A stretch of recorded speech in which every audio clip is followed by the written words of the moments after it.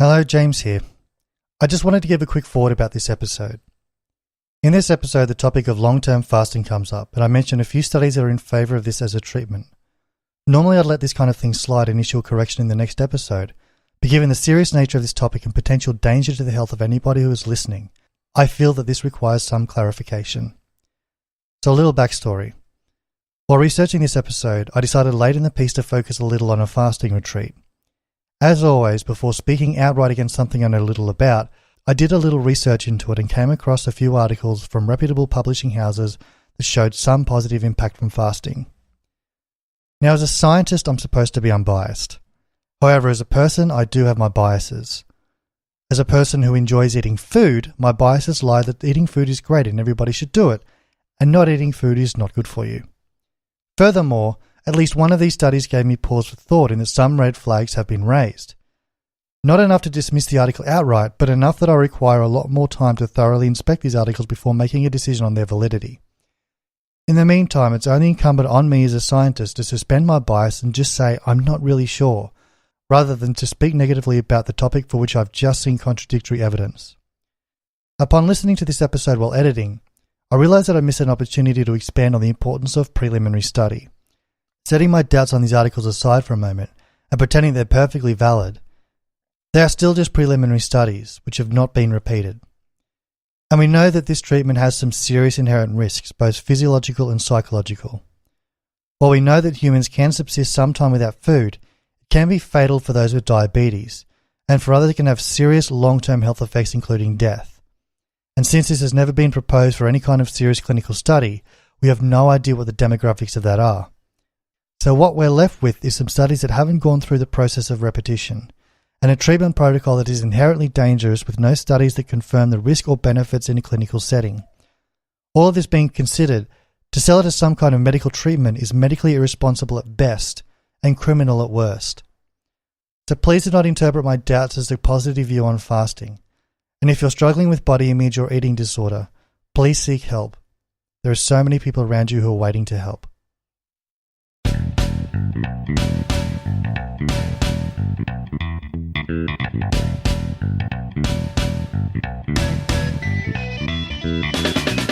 Welcome to The Bunk, your source of fact-checking information from the mainstream media to your honest Facebook ramblings. I am James, and I have a very special guest here. You can hear him on, and please hold while I take a breath.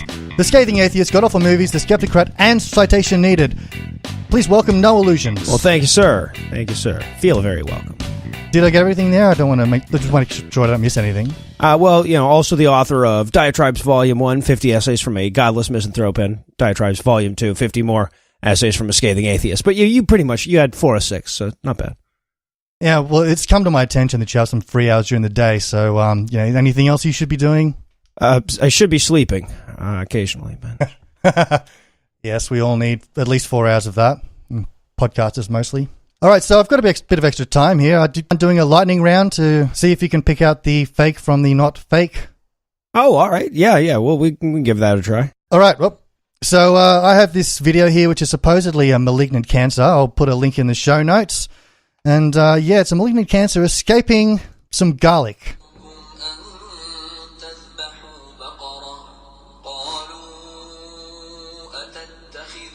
Oh, that's such a cute little cancer.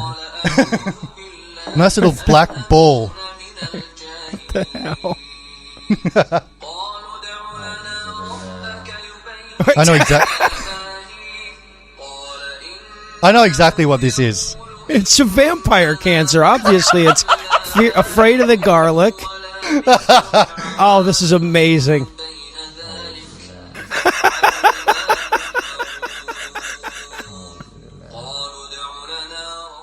What do you think that is?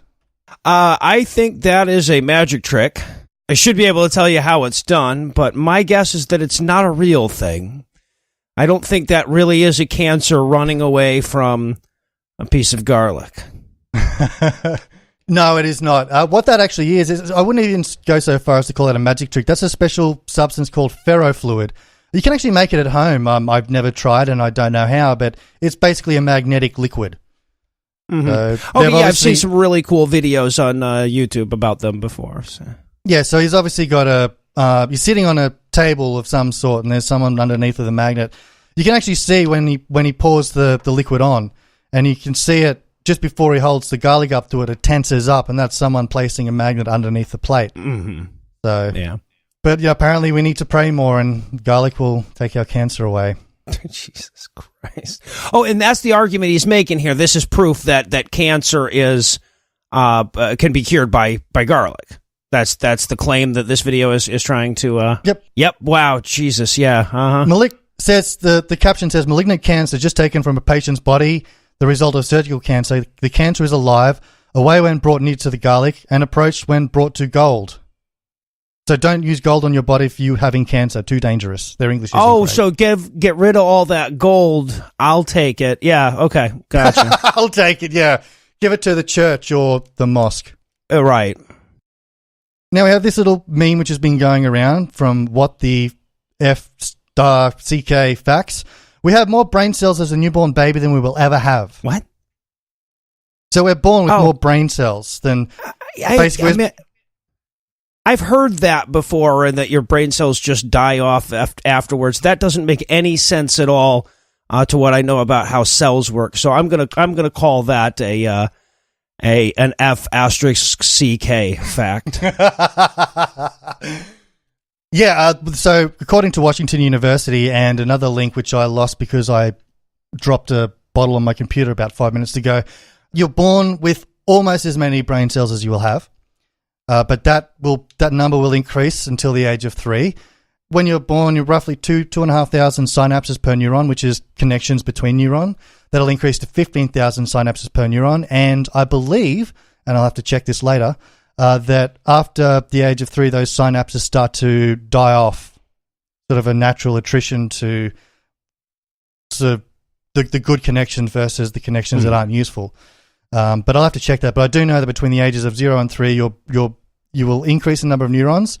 Your synapses will increase from 2,500 per neuron to 15,000 per neuron, and your brain volume will be 80% of what it will be as an adult by the age of 3. See, that makes a lot more sense. Yeah. It does, yeah.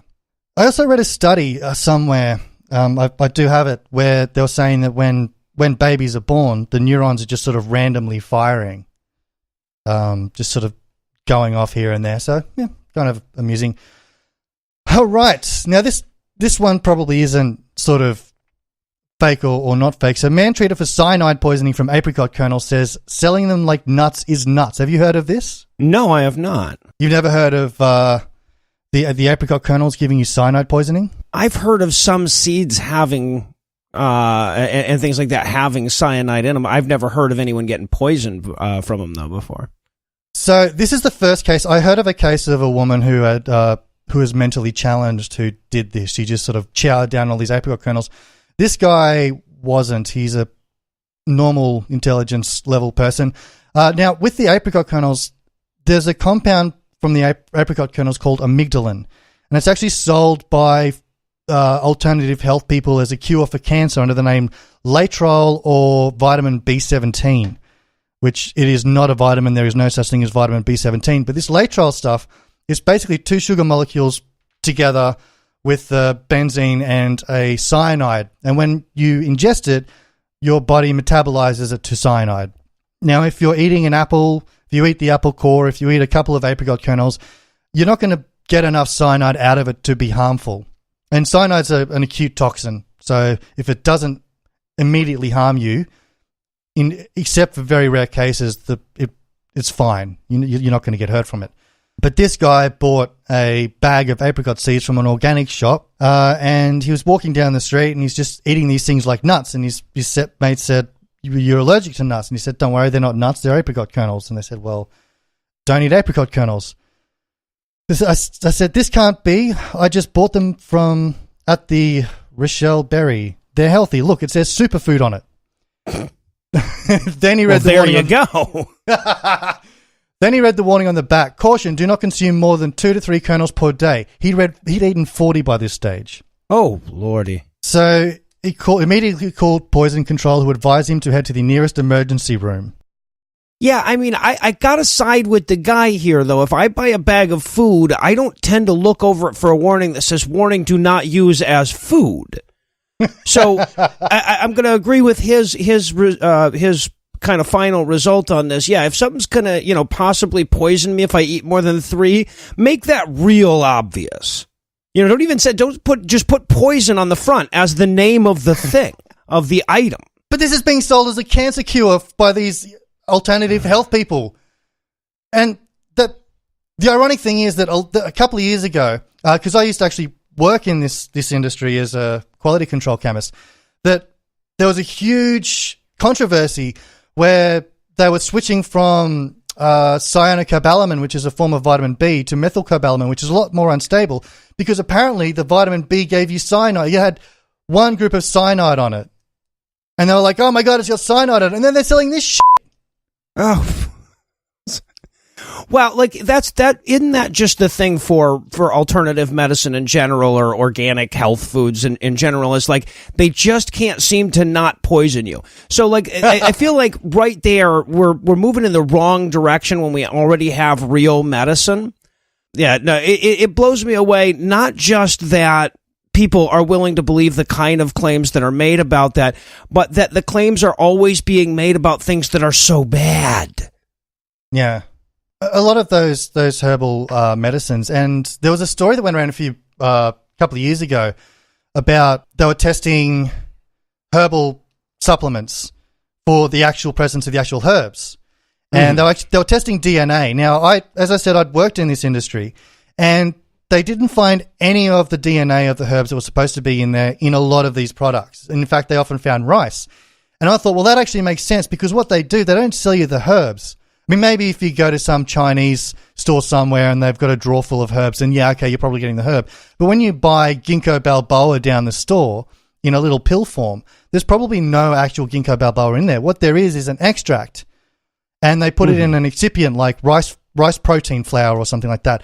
But where that gets me is that it's like they know what they're doing. They're extracting what some scientist somewhere has tested this little compound on rats and found that it has some effect under certain conditions, and they're saying, well, that's good enough, we'll package it as a supplement. But the thing is that tells me that they know they're selling drugs. They're selling unproven drugs, but they know that what they're selling is drugs. They're not selling herbs or life forces or anything like that. They're selling you drugs.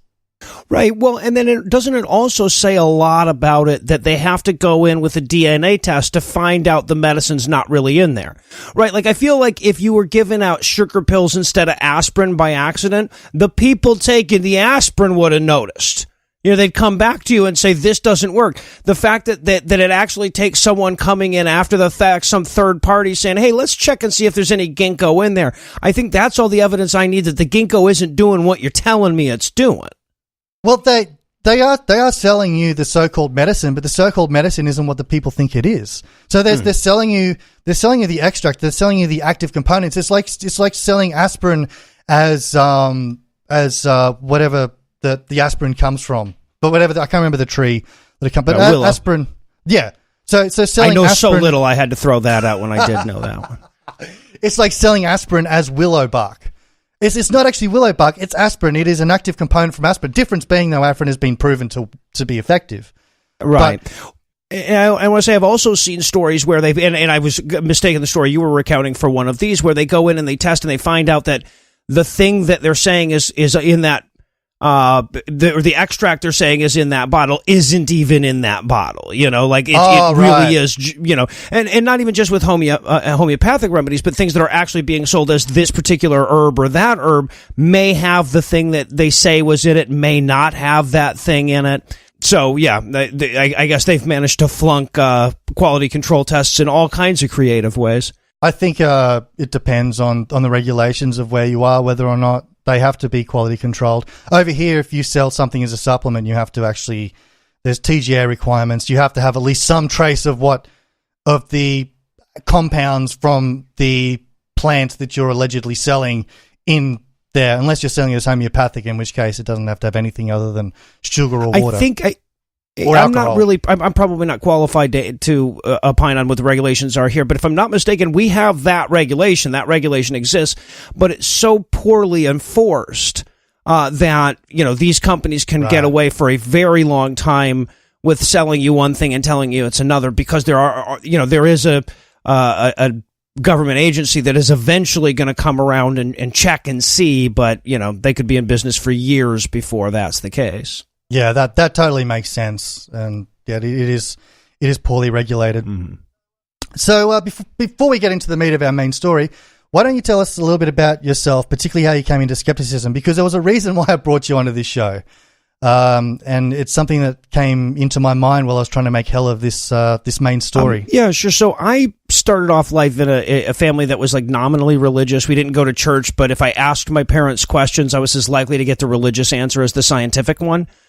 So I was, partially and half-heartedly indoctrinated, and it doesn't stick when they do it like that. So I grew up, I guess, nominally atheist, got into woo and neo-paganism, mostly because, my friends were into it. Also, there's naked ladies in that. I was like 14 at the time. There are no naked ladies in Christianity that I'm aware of. Well, I mean, I guess there are naked ladies everywhere. I didn't realize the extent to which the world was run by naked ladies when I was 14.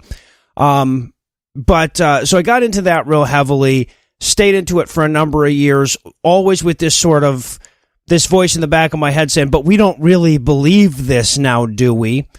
But I'd say my path to skepticism came upon me realizing skepticism was a thing. I had fallen out of the woo, I'd fallen out of the neo-paganism. I still tolerated it from my friends. I still when they came to me with their, hey, look, if I drink this green substance 3 times a day, I'll never get cancer. I'm like, yeah, that's great, Rob. You'll never get cancer. Go you. Maybe you should cut down on the cigarettes anyway, buddy. But that was sort of my feeling on it. It's like, it's not really my place to step in and tell them they're wrong. It's not really my place to step in and correct any of this. And then I came across The Skeptic's Guide to the Universe when I first got into podcasting, because I think they were the only podcast that existed at that time. I think it was before all the other podcasts got there. And I realized that, through listening to them for a little while, and really, honestly, I was listening to them because when I saw the word skeptic, I was expecting it to be the hokum nonsense that I'm used to, right? I expected it to be skeptic of the roundness of the earth, skepticism of the 15th century being a real century, those kind of things. What? That's what I was expecting. And even though I didn't buy into that stuff, it was still fun.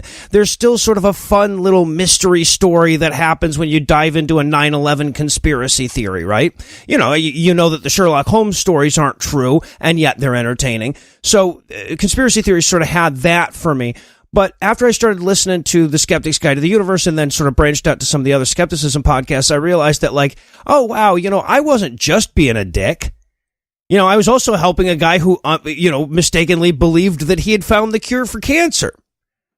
So, when you realize that there's value in it, and maybe if your natural tendency is already to go nuts every time you hear someone make a claim that is obviously patently false, it's almost like the existence of the skeptical movement gave me permission to kick that into overdrive. Yeah, well, it can be rather insidious, and what we have here is, in this main story, is a perfect example of that. So the reason I wanted to bring you in here was because of your experience with, as you mentioned, neo-paganism. Because from where I'm sitting, and I've always been a skeptic, but maybe I'm just getting old and grumpy, that there seems to be this growing and concerning mainstream trend of fusing health and fitness with neo-paganism, particularly this idea of Gaiaism. They probably don't call it that, but it's still the same thing, where they propose that all living things work synergistically together to sustain life, and it's all this sort of one big happy family. Is this something that you've noticed, or am I just getting old? I think, honestly, I don't know that I've noticed it increasing, or I don't know that I've noticed a trend towards it. So it may just be a trend of awareness, or it may just be that there is that trend going, and I don't keep abreast of the pseudoscience news enough. But yeah, that's what I see. What I see happening when people go to sell to the neo-pagans, and that's, of course, that's not a particularly well-defined term. So let's just say the hippies and the woophiles. Well, it seems to be getting a little bit further out from those, though. Sorry to interrupt you, but I think you're right. Seem to be branching out.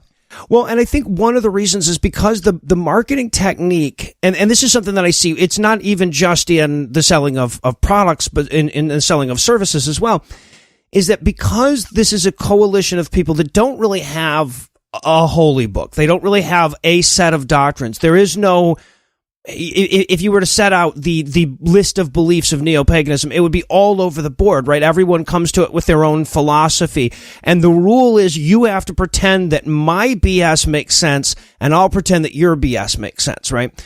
So when you set out to write a book for these people or sell a supplement to these people, you have to be as non-offensive as you possibly can be to every possible set of beliefs. Right? Everything has to be able to fit in there somehow. And I think that, you know, the Gaiaism or the notion of chi or prana or whatever, I think that tends to fit in well with virtually any set of beliefs, whether they're, traditionally religious beliefs or whether they're, poorly formed neo-pagan hippie beliefs. So I think that's one of the few things that you can sort of universally say that neo-pagans are going to be behind. And when I say neo-pagans too, like that's, when you look at that huge swath of people, now of course I'm in America, so it's not quite as huge here, that show up as nuns on the surveys, these people that have no religious affiliation, the majority of these are people who are, spiritual but not religious, who are sort of making it up as they go along. Yeah. People who are atheists that haven't admitted their mortality yet, I guess. Yeah, there seems to be, on the surface you look at it and go, well, this is encouraging. There's more people moving away from religion, or at least extremist religion, but they seem to be taking up this neo-pagan sort of semi-spiritual attitude. Mm-hmm. Which is probably a step in the right direction. I mean, at the very least, it's harder to manipulate those people into, like, going to war and genociding the Rohingya. So we're probably heading in the right direction. It is a depressing stop off along the way. Yeah, well, on that, I mean, some people might ask, where's the harm in this sort of this movement, particularly when it comes to health and fitness, because people are getting a little more focused on their health, and what's the harm on cutting down on processed foods and possibly even meats and eating more fruits and vegetables? I mean, that's a good thing, right? But there's kind of more of an insidious side that you kind of find when you look deep into it, and it's almost got this bit of a cultish creep by that. And what I mean is, it's like how the Church of Scientology suckers you in with a personality test, and next thing you know, you've handed over all of your assets to Lord Zeno, and are desperately trying to get to OT7 so they can fly over to the next realm with Tom Cruise. Well, right, and that's the thing, right? So, like, next thing you know, you're passed out dead from eating too many apricot seeds or whatever. But they have to get you in with something that sounds good to everybody. So, like you say, let's focus a little bit more on your health. Eat fewer processed foods. Eat fewer animal proteins and whatnot. And so, there's a layer of good advice over the top. But since there's not much they can sell you there, because let's face it, like, eating healthy is not a complicated thing. It's just a difficult thing. They have to keep layering stuff onto it. It's just like that, it's like that first level of Christian. If you encountered a Christian and you didn't know anything about him at all, the first layer of stuff that you would learn about would be about forgiveness and universal love and how you shouldn't steal stuff and you should love your parents and whatnot. And you'd think, this is good stuff. Right? Like, I feel like all religions, and this is a religion, maybe the definition of religion hasn't quite caught up with the modern iterations of it, but all religions share that on the surface they're selling you something that seems both reasonable and benign, and maybe even better than benign. But then as you start digging into it more and more, eventually they have to sell you the parts that allow them to decide who you have sex with, or the parts that allow them to decide where you spend your money. And that's when you come across Xenu, and that's when you come across the truly malicious ends of the alternative medicine universe, and that's when you come across the genocides and the crusades and whatnot as well. And before anyone starts furiously commenting, I know that Xenu's the bad guy in Scientology, but I know that someone's furiously writing now. But no, you get the same emailers I get. That's great. No one listens to this podcast, but somehow I do. Yeah. But you're saying that they always get you in. But like, there are always these attractive-looking people, and they post these delicious looking foods. I'm looking at this girl who we're about to talk about, and she's got some pretty damn nice looking foods on her Instagram. And I was not looking at her foods. Showing, to be perfectly honest with you. Right. But they're always showing this sort of extreme lifestyle, or they're always at Bali or some retreat somewhere, and with delicious looking foods, or always very attractive kind of things. And that's kind of, this is what they're selling. And I actually had a friend post, because I posted about her on my Facebook, and a friend posted, "What's so bad? She's telling people to eat healthy." And I'm like, read further. Right. Yeah, exactly. Like the whole first paragraph or first chapter or whatever is just about convincing you that no, this is all good stuff. This is all good stuff. It drives me nuts too, because especially like you said, or like I said, I've got a lot of friends who are still into this.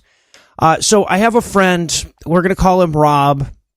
That's actually his name. I couldn't come up with a pseudonym in time. So my buddy Rob is obsessed with the latest, greatest superfood, right? He goes from acai berries to whatever the heck it is now. But there's always a different food that if you just eat enough of this, it's got plenty of antioxidants to, whatever, scare out the liquid magnetic cancer that you have, or, whatever. And I think about it and I'm like, this guy's probably not, he's eating healthier than I do because I eat terribly unhealthy, but he's forcing himself to work so much harder than he has to. I remember he came across some guy at this is not an exaggeration, a parking lot of a Dead show that was selling some kind of green powder that he assured him it was an algae, and if you drink 2 tall glasses of this every day, then you're going to live to be 603 or what have you. He convinced Rob of this, sold him giant bags of this green powder. The green powder clearly, when it was mixed with water, tasted terrible. And I would watch Rob several times just put together this giant glass of this it looked like the green slime from You Can't Do That on Television. And he would just drink it. He's obviously miserable the whole time. If he's getting any benefit from this whatsoever, it's the same benefit that he would have from having, a piece of whole grain toast. And he's making himself miserable for it. And I'm thinking to myself, man, you are working so hard for so little here. So even if that was the only harm that they did, right, that people were in the effort or in the attempt to be healthy doing useless things that they didn't enjoy, I feel like that would be enough harm. That's not all they're doing, but I feel like that would be enough. Actually, there is a little bit more to that, which will come up later. But yeah, I know that green goo you're talking about. I used to have to work with it. I can't remember which. It is an algae, and I can't remember which. No, it's a bacteria. Actually, it's not an algae. It's a bacteria. It's the same family as blue-green algae, so it's often mistaken for algae, but it's a bacteria, and I can't It's a common one, and I should know the name. I can't think of it, but yeah, it's pretty terrible. It smells like rotten eggs and probably tastes about the same too. It's disgusting. Yeah, that's rotten eggs is the one. Yeah, that's the stuff. So what the main story we have here is a now deleted post by an Australian blogger, actually from Brisbane, where I'm from. So yay, represent. Her name's Olivia Budgen, and she's claiming that cancer is not a disease. It's actually your body trying to save you. Yeah. Which is amazing. It's your, is it just really bad at it? I mean, I feel like it's like the Keystone Cops of your immune system, perhaps. I'm not sure exactly how she gets there. Well, I have a screenshot with most of the posts, and it's a post feature of her holding a jar of some kind of green goo, presumably for the purpose of drinking. So the caption says, "Cancer and disease is your body trying to save you," smiley face. Allow me to possibly challenge your beliefs about cancer and other diseases. What if these conditions were not actually bad at all? What if they were created by the body to help save you? What if disease is your body's survival mechanism? Being open-minded and changing your perspective around what disease actually is and why it's happening will allow you to take back control of your health and realize that your body is always working for you, never against you. In this modern day, we are consumed by the medical industry's information, which leads us to believe that disease happens to us through genetic disposition. Most people view disease as cancer as horrible monster and something to fight and destroy. We are led to believe that if our body has disease, and then that's the end of what I Yeah, have. because, boy, those on, paragraphs never quite end, do they? No, they don't. Wow. That's just the naturalism fallacy on steroids, isn't it? Yeah. That, like, literally, cancer is natural, so how could it be bad? Yeah, exactly. Your body's fighting to save you, and... But it's fighting to save you from all of these industrial toxins and all of the terrible stuff that the big GMO is sticking in your food and whatnot. No, that fits in exactly, I think, with the overall philosophy of, again, I hate to use the term so much because it's poorly defined, but of neo-paganism, of that, hippie nun. Well, neo-paganism is poorly defined, though. It's the sort of cherry-picking ideas from paganism and Gaiaism and sort of applying it. I mean, this, she later on talks about someone reading her a book from the Dead Sea Scrolls and talking about, it's living in Christ, and Christ is telling us how to, and it's like you're mixing Christianity with paganism. Oh, yeah, without a second thought. Well, you see, because there's one universal truth that all the religions, there's this one universal consciousness, and different people have interpreted it in different ways throughout the years, and in antipodal ways, mind you, in ways that cannot be, mutually combined, logically speaking, but it's all the same message from the same universal spirit that's speaking to all of us and is all of us. Yeah, I was in this for a while. But I think, but again, I think we've hit on sort of the key is that it's poorly defined, not because people are unscientific, not because people aren't using the word a lot, but as a marketing gimmick. Exactly. Right? As long as we keep it poorly defined, we can draw stuff in from anywhere. We can never quite be wrong. We can never quite go against the principles of what we're saying if we never articulate any principles. Well, what drives me crazy is the way that they do this, and you're exactly right. You're spot on there. But they do this and they pretend that there's some kind of grassroots movement and that, they're fighting against the big corporations and they're fighting against the marketing, where in a lot of cases, these are owned by big corporations. I mean, she's not. But she actually works for, she's part of a multi-level marketing company. I mean, not with this, but sort of on the side. And she started off with this multi-level marketing company called Neways. Have you heard of them? I have not. They're a multi-level marketing company, and they're owned by, some big stakeholders that have subsidiaries, including Payless Shoes and Red Lobster. Oh, wow. But they're marketed as sort of this grassroots. We sell personal care products that are all natural, and we're trying to save you from big chemical and big pharma.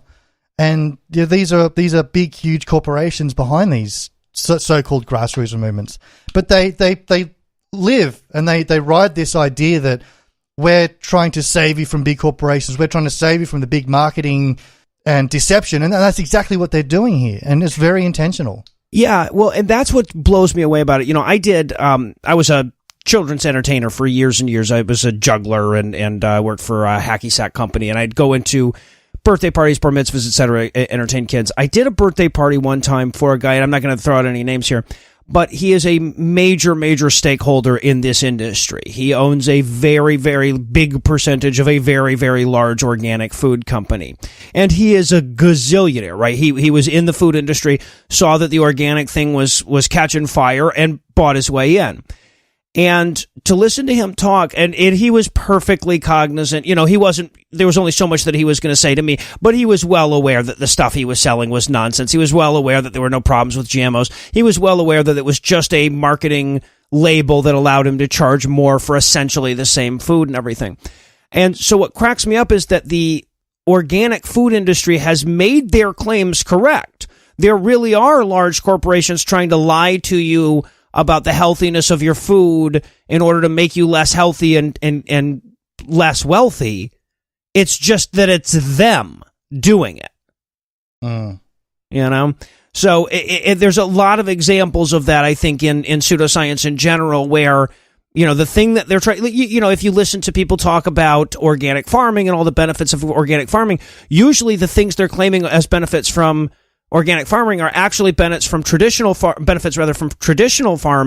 that you get rid of when you move to organic farming. So they're right about the wrong bad guy. I'm not going to go into this. I tried last week, and I'm going to have to do a full episode on it because just the organic farming thing itself is just a huge. Yeah, I can't start on that now. I'll never stop. That would be the subject of the show, would it? It would be. We'll have to do another call sometime. So a little bit about this woman, Olivia Budgen. She got into fitness and raw vegan diet after a teenage history with anxiety, depression, and eating disorders, which actually will become disturbingly relevant later. As I said, she was involved in anyway. She studied at the Institute for Integrative Nutrition. And the degree she got's not clear, but she calls herself a certified health coach, which is irrelevant. Oh, well, there you go. I'm sure that's a protected term. Yeah. And the Institute for Integrative Nutrition is a degree mill. And they teach such recognized bullshit as Ayurveda, which I don't know if you heard of that. That goes back to neo-paganism. Mm-hmm. Yeah. Blood type diet, 5 elementary theory, macrobiotics, and the zone diet. Blood type diet? They're going to Asia for their bullshit. Now, they can't think of enough on their own. So they're like, what other kind of nonsense do people in other parts of the world... Sorry, that's one that's always just blown me away. The blood type personality tests and whatnot. So, sorry. Well, you wouldn't be surprised because the list of so-called doctors on the roster include a mix of doctors who aren't actually doctors. Doctors who aren't dietitians, doctors who aren't medical, and everybody's favorite qualified con artist, Dr. Oz. So she got her degree from Dr. Oz. Oh, there you go. And her associates include Tyler Tolman, who runs a so-called health retreat in Bali, which specializes in long-term fasting, which is in excess of 21 days, and Nicholas Tanchev, a chiropractor from Hawaii who administers these long-term fasts. Hey, wait, I'm sorry, administers a fast? That's an easy job. Here's a platter. Well, a platter of nothing. Yeah. But they what they do is he monitors them. So he actually does run lab tests, and I'll give him that. He runs lab tests to check their blood levels and everything like that. But I don't know how much, given some of the stuff that they say to her, I wouldn't trust this guy to check my blood levels even if I was eating. Yeah, right. No kidding. Well, yeah, I was gonna say, if he's voluntarily involving himself in a health retreat where they don't feed you for 21 days, I wouldn't trust him to test my anything. So, yeah. Well, I can't talk too much against fasting because I have read some studies, and not conclusive by any means. It's something I need to look further into. But there are some studies in the benefits of fasting, and do not take medical advice from a podcast. I'm stressing these are preliminary studies. Nothing solid to them yet. That's super interesting to me because I've only ever seen negative on fasting before. So if there's contradicting evidence, I'd love to give that a perusal.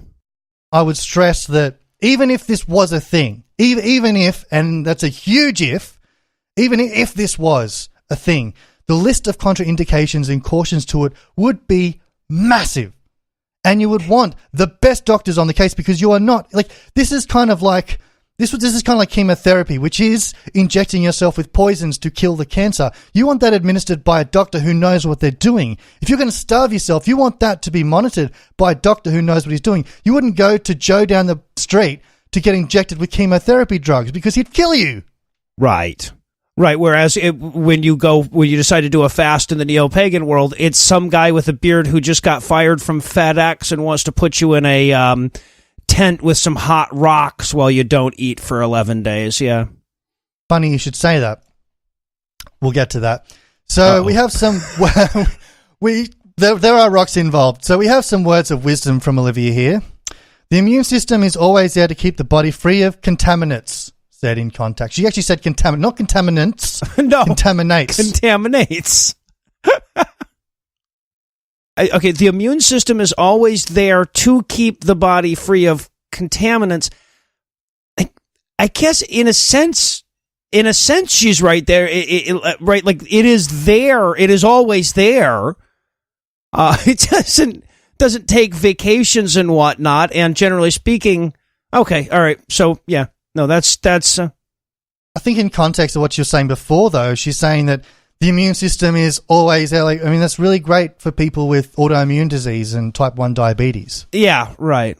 Oh, yeah, well, that's true. Well, yeah, again, to keep, that's pretty broad. If she said the immune system is always there, keeping the body free, well, now you're incorrect. But, as much as you can ascribe intentionality to evolution, that is what it's more or less always there to do. But yeah. The fact that I have to go this far to try to make even her first sentence make sense is a pretty good indicator that she's not really knocking this out of the park.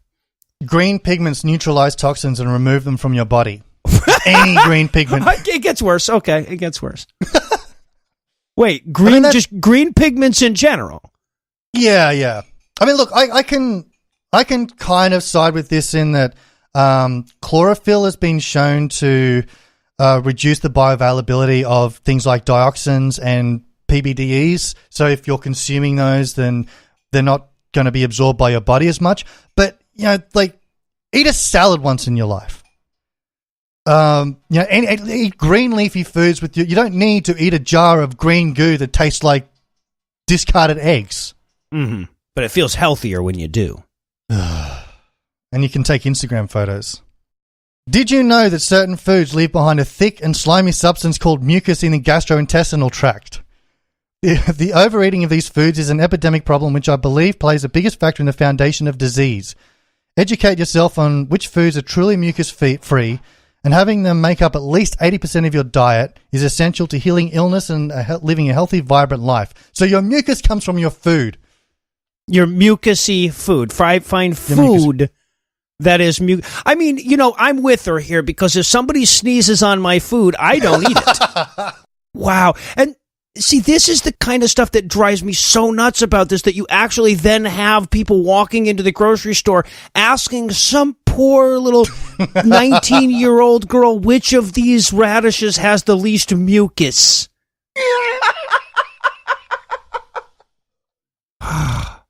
And again, like I said, eating a healthy diet is not very difficult. There are a couple of basic rules that you can apply, and bam, you're at a healthy diet. It's not super hard. It's hard to do in real life because it means that you don't get to eat cookies and Pop-Tarts all the time, but it's not hard to figure out what you're supposed to be eating. And then now you're confusing that with this idea that and she puts a number on this, right? There are people out there now that are listening to this woman are going, okay, 80% of my diet has to be mucus-free, and now like we're abandoning the actual method to get to a good, healthy diet for this just complete nonsense.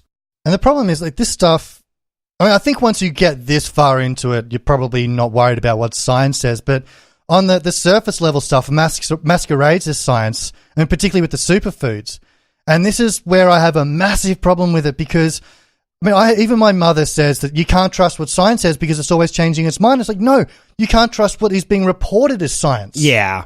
Well, and look, I mean, changing that is oversold quite a bit, even in terms, because you're right. The vast majority of this is that, if a single study comes out that shows that maybe coffee is good for, canker sores or whatever, then that gets reported out in the press as coffee cures canker sores, and then they have to come back 6 months later and say coffee doesn't cure canker sores. That was not a failure of science.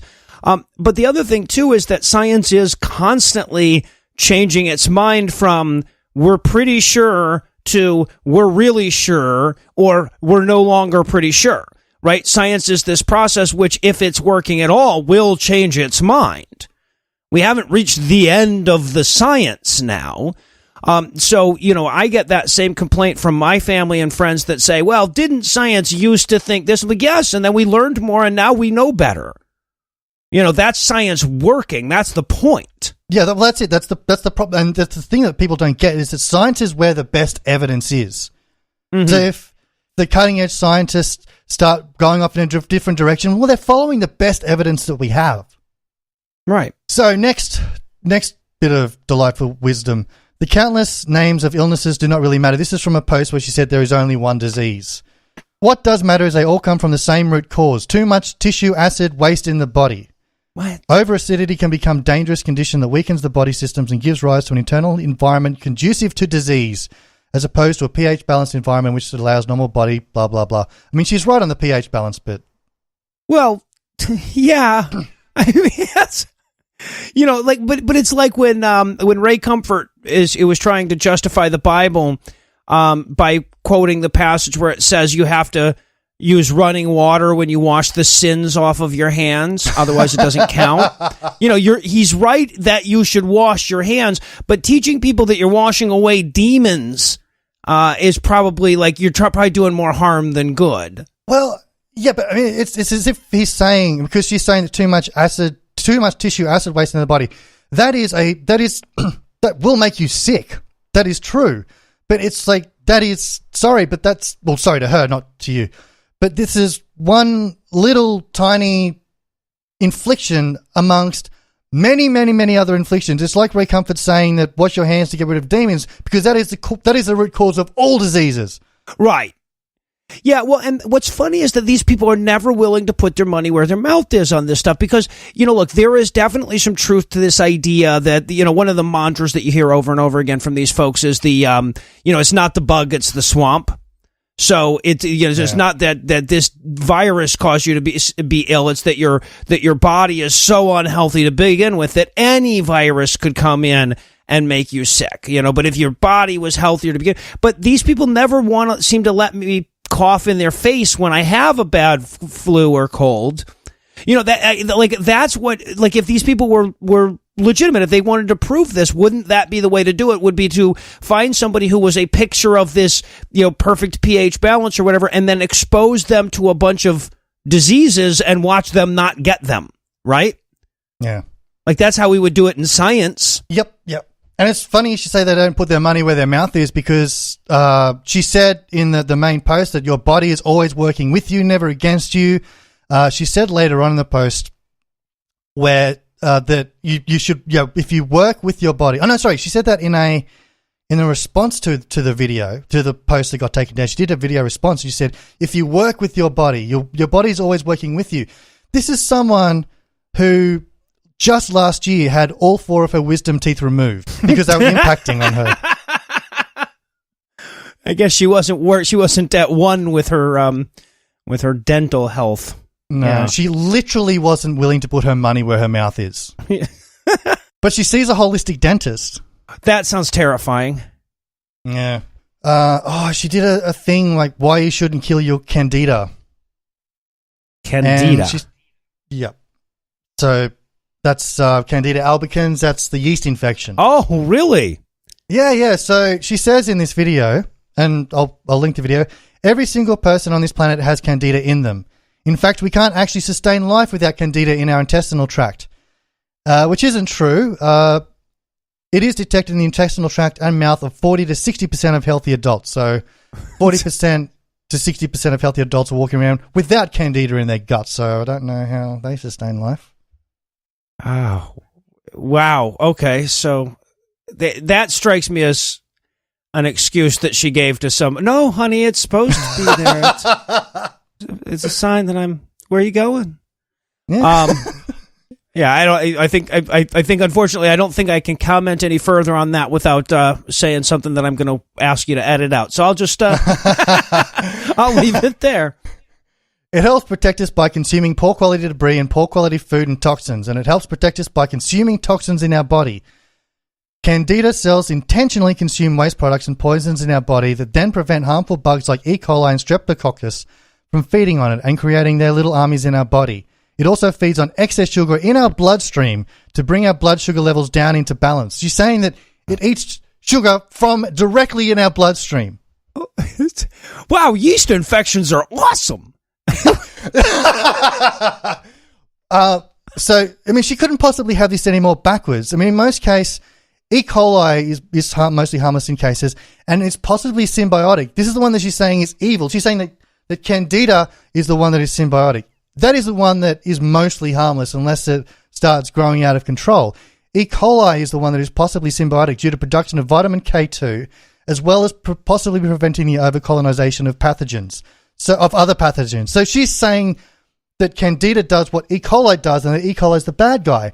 Not only that, but Candida also works with in symbiosis with Streptococcus to cause infection. Oh, really? Yes. So she managed, the 2 examples she got, she managed to, like, especially screw up. Awesome. Yeah. There might be too much processed food going into our body that shouldn't be there, so the candida has to work overtime to consume all the excess rubbish you're putting in your body. This goes back to the Gaia hypothesis. Mm-hmm. So that the candida's in there going, oh my God, this person's getting sick, I have to work harder. The candida, is it eating the processedness of the food? Yes. Okay. All right. So when it goes for when it eats the high fructose corn syrup, it eats the high and the corn, or in the syrup, but the fructose and the corn it leaves alone. I gotcha. Yep. If fat levels stay chronically high, it will coat your fat cells and the sugar will get caught in your bloodstream, and this will then feed the large candida colonies instead of feeding them the 18 trillion cells in your body. So, but she's saying that if you eat too much fat, the fat gets over your fat cells, and then that's why you have high blood sugar levels. Like, and it's all to do with candida. Like, she's never heard of insulin. Yeah. Wow. I'm just trying to get my head around what fat-covered fat looks like. Yeah, I'm having a little trouble on that one. Yeah. One of my friends made the comment when I posted on her, and she said that she had to look through and she got to a thing where she said raw hot chocolate. It's like the recipe instructs you to blend ingredients until heated. Am I misunderstanding the meaning of raw? It means uncooked, as in not heated, right? Oh, wow, that's funny on so many levels. Raw hot chocolate, that's awesome. Oh, this girl, she... Boil it raw. Boil that stuff raw. She is incredibly vacuous. Like, just to look at her, she looks at it. But when she speaks, and I know that it'll be hard for an American to hear because we all sound like Kiwis to you guys, but her voice, I imagine if a Valley girl joined a hippie commune and they removed half her brain. That's what her voice sounds like when she speaks. I hung around a lot of those gals back in the late 90s, early 2000s. They didn't have the Kiwi accent going, but yeah.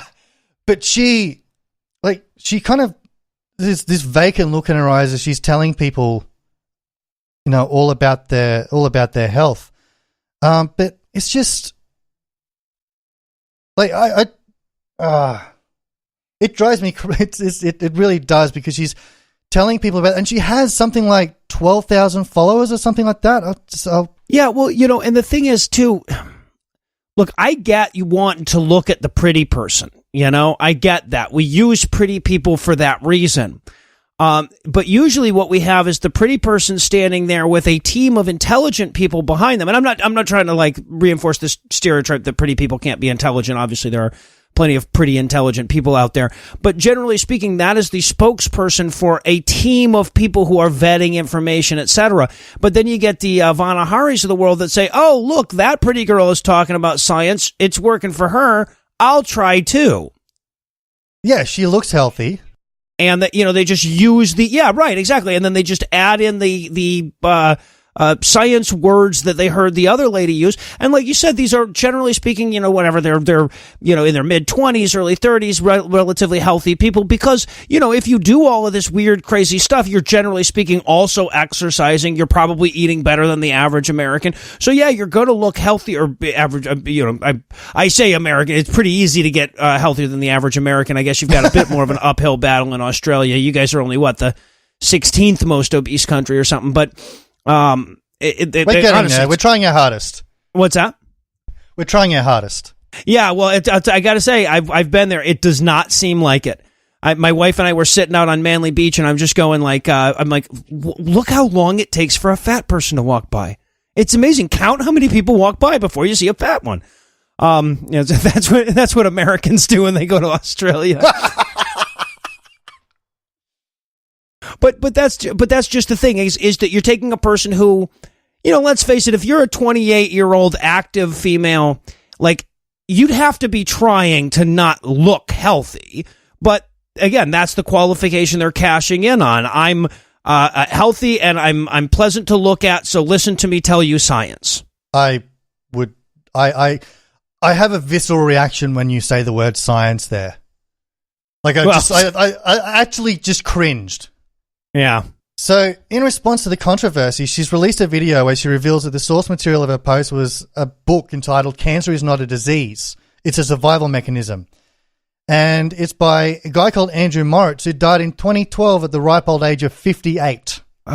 Okay. Well, we don't know how Andreas died. It could have been a non-cancer type thing. But wasn't cancer-related. It was an arrhythmia which he had from childhood, which he claimed to have cured with his diet.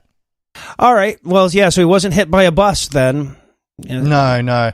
And it's actually funny because last night, by complete coincidence, I was bored, so I started listening to some stuff that was on my computer, and there was an really old episode of Cognitive Dissonance on there. And this book actually come up. Oh, really? Strangely enough, through Vani Hari. So she's also a subscriber to this book. I'm shocked. Yeah, that's no real. So, if anyone doesn't know Vani Hari, that is the name for the girl who goes by, the woman who goes by the moniker Food Babe. Yeah.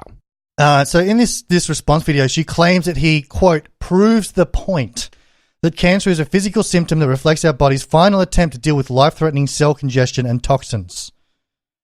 And I don't think she understands what the meaning of the word proof is. I think there's a couple of words there that I don't think she quite gets. Okay, so what she's saying is that the reason people die of cancer is because the cancer's working really hard to save them and fails. That's why there's such a high correlation between cancer and death. And I guess the reason that cancer goes into remission and then you live is because whatever unforeseen or unseen thing the cancer was attacking is now gone and the cancer has done its job. Wow. Okay, so I get how you get to, like all of this, I get how you get to various levels of this nonsense in terms of believing it. I get how you get to, hey, the hippie at that parking lot told me if I drink this green crap every day that I'll never die. I see how you get there. But as a person who stood with his feet in these waters, a person who I never like, because I did tarot readings, right? And I never sold that because I knew in my heart that it was bullshit, that I would be selling someone something under false pretenses if I did. So that was always a step too far for me. So how you reach a point where you're going to throw out unjustified, I can't say unresearched, but certainly unproven claims about the dangers of cancer, how you get there without like your own ethics just stopping you and saying, oh, you know what? Hey, hold on a second. If we're wrong on this one, we kill people. I don't understand how you get there. Or how you can justify doing this, because look, you know that they know that this is bullshit, and that the way I know this is that, these people, they just come out and they say this out of nowhere, and without qualification, they'll say anything. But the reason why I have to work so hard on this podcast is I know that despite the fact that no one's listening, if I say anything that is even remotely scientifically wrong, or there is some obscure paper out there that I haven't already addressed, that it will be in my inbox in 5 minutes. So someone out there who believes this or at least is peddling this knows about science, because the second I get anything wrong, or anyone who's an apologist for science, anyone who talks about science, the second that they say anything wrong, it's like 9/11 conspiracy truthers. And you're saying, well, they say jet fuel can't melt steel beams, and you go, well, actually, steel will actually become very malleable at such a temperature, and then so you can bend it, and therefore it loses its structural integrity, buildings collapse. Then someone will be there saying, well, actually, if you look at it at 2,500 degrees, not 2,507 degrees, as you stated, the crystal structure is actually in K form. And I'm like, what the? You're missing the entire point. Like, look. But you just know that they're full of shit, because they're not. This woman, I just don't have much hope for. But just in general in this industry, there are people behind it who know what they're talking about, and they must know that they're peddling, not only they're peddling but they're peddling that is killing people. Well, and that's the key, right? So, like, there are definitely the true believers, the all-the-way gone true believers that, like that couple up in Canada that murdered their baby with meningitis because they were treating it with maple syrup. Yeah. Which is an awfully Canadian thing to treat him with, I must say. But so those people are true believers. They're infanticidal and figure out a way to get away with it. I'm not going to say, but there are definitely people out there that are true believers, and they're true believers because they kill themselves with this stupidity. However, the vast majority of these people, the vast majority of the drink this green algae and you'll never get cancer people will go to an oncologist if they get cancer. Right? And if that's not an admission that they knew that they were selling deadly advice this whole time, I can't imagine what is.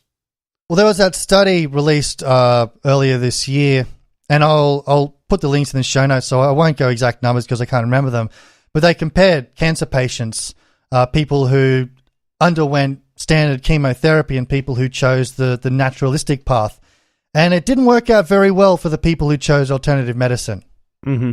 I think it was, I won't say the exact numbers, but even people who eschewed Western medicine up to a point and then went, I'm still dying, I should go and get chemotherapy, because by that stage, not only is there less of a chance of you surviving the cancer, but then you need more aggressive chemotherapy, which, right, and chemotherapy, and this is, I think, what drives a lot of people away, or they use this to scare people. Chemotherapy is toxic. You're injecting yourself with the doctors, hopefully, are administering you with cytotoxins, which affect rapidly growing cells. And the hope is that the rapidly growing cancer cells will die off quicker than you will. Right. And in most cases that is true. But the longer you leave it, the more aggressive you need to attack it with, the more aggressive radiotherapy you'll need. And all of these things aren't good. So the longer you leave it, the more you are risking yourself not only of dying of the cancer, but also dying of the treatment. Yeah, right, exactly. Well, and that's the other thing, too, is that people all very often have that, well, if this doesn't work, I can then attitude, which is deadly sometimes, or certainly can be deadly. No, when you know something's wrong with you, like right away, let's start doing the smart stuff. Let's not screw around and see if this guy can meditate the cancer out of you first. Well, that's why doctors will say, if you want to drink green goo, go ahead, just come in for your chemotherapy treatment, please. Right. But you've got these people out there like David Wolf and Vani Hari, and they're not legally allowed to tell people not to undergo chemotherapy treatment, but they somehow skirt the line of legality so that they imply that people shouldn't go and get chemotherapy enough that people don't. Mm-hmm. And this is where it's dangerous. People are actually dying. Yeah, it blows me away that doesn't impress them. Because I'll throw that out a lot when I see a particularly careless Facebook meme, and mostly my Facebook has been culled of the people who would put stuff like this up. But when I do see somebody, very often my mother or someone like that, putting up hey, did you know you can cure your cancer with orange juice? Kind of a meme. That the first thing I'll go to is like, if this is wrong, you could kill people with this advice. Yeah. And generally speaking, for most people, that's enough. That realization of, this isn't just a harmless, the government isn't telling you about all them secret ways to get free money kind of a conspiracy. This is a life or death kind of a thing. Yeah. Well, speaking of life and death, there's another part of this story which is kind of a little bit off, but I found it egregious enough to go into. So a little bit of a backstory. So as I mentioned before, Olivia is associated with Tyler Tolman, who runs a health retreat in Bali, along with chiropractor Nicholas Tanchev, who administers fasts that run for an excess of 21 days. And I say in excess because Olivia did the fast for 21 days and the website claims 30-day fast, and there are people that have said more. I want you to keep in mind when I play this audio clip I'm about to play that this is a person who has a history of eating disorders. And if you read her blog, she maintains an obsession with food and body image. Like, there's always food, there's always pictures of her body. She talks about her body a lot. And I should add that these are, I mentioned before that they are monitored fasts. but this is something that you want done by a qualified professional. So these are a few audio clips from a video where she was at the retreat and undergoing this fast. So as you saw, I just had my shoulders done. We get chiropractic work here. The water fasting doctor, Nicholas, also does chiropractic and he's so good at it. I don't know what he does, but you feel so good afterwards. He puts coconut oil on areas that he feels needs it and then digs in with this special rock, and all the toxins are brought up to the surface, which is why I looked really bruised there, but you feel really good afterwards. The reason she looked really bruised is because she was anemic, because she hadn't eaten in 9 days. I just got to say, if you didn't know what that was going in, the whole, he puts coconut oil, where he thinks you need it, rubs it into you with his special rock. All the toxins come to the surface. Yeah, honey, that's toxins on the surface of your skin. That's what happened there. Yeah, no, it's just like it's real easy to misinterpret all of that.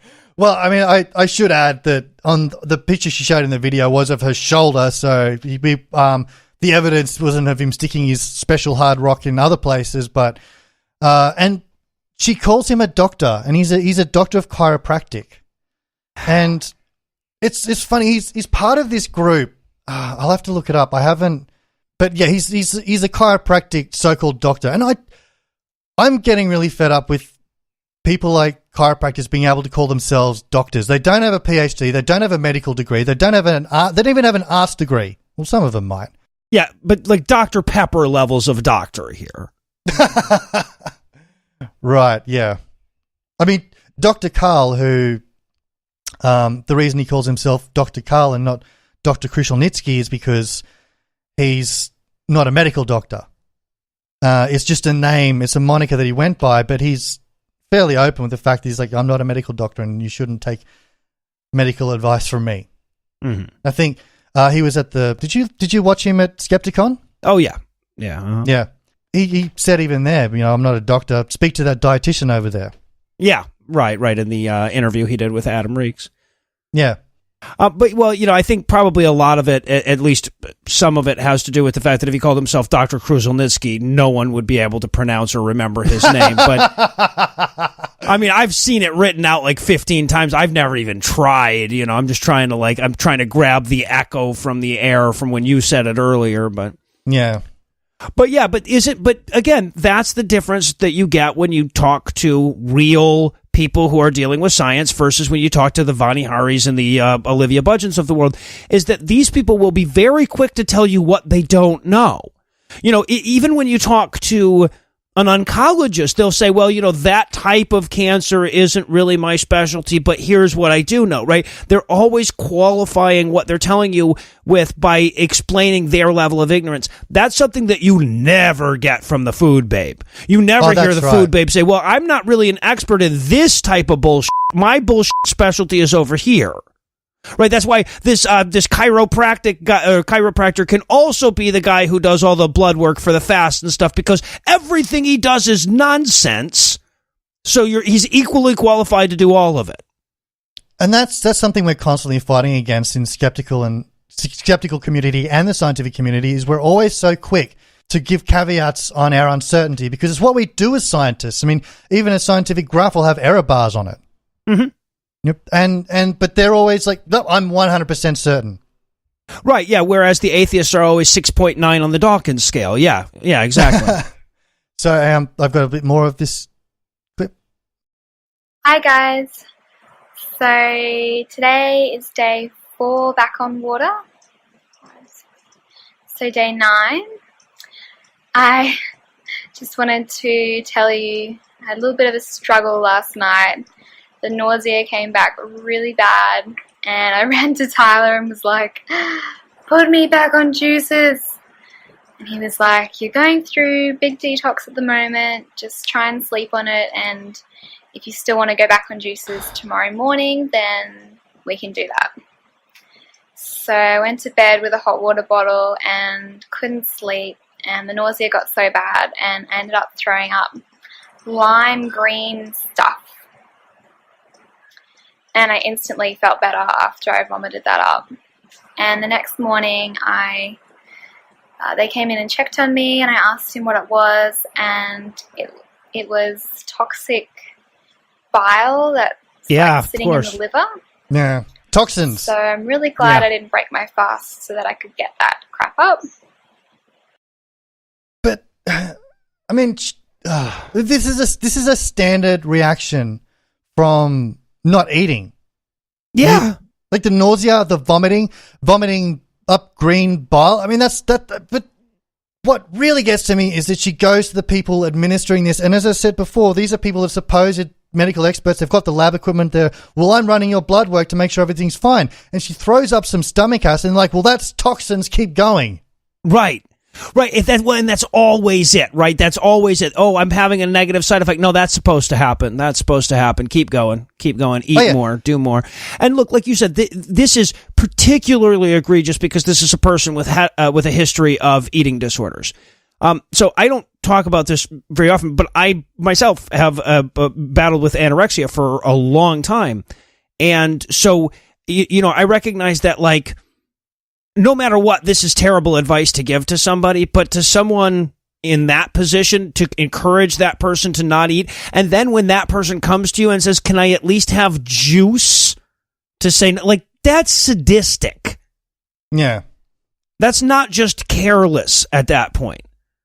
But this goes back to what I was saying before, that even if there was an actual some benefits to this, and I'm not going to say one way or another, although I would caution that there aren't, but there would be a list of caveats on a huge list of contraindications and cautions, and I'm pretty sure someone with a history of eating disorders would be very much at the top of that list. But they don't care. They're just like, you got money? Cool, I'll take it.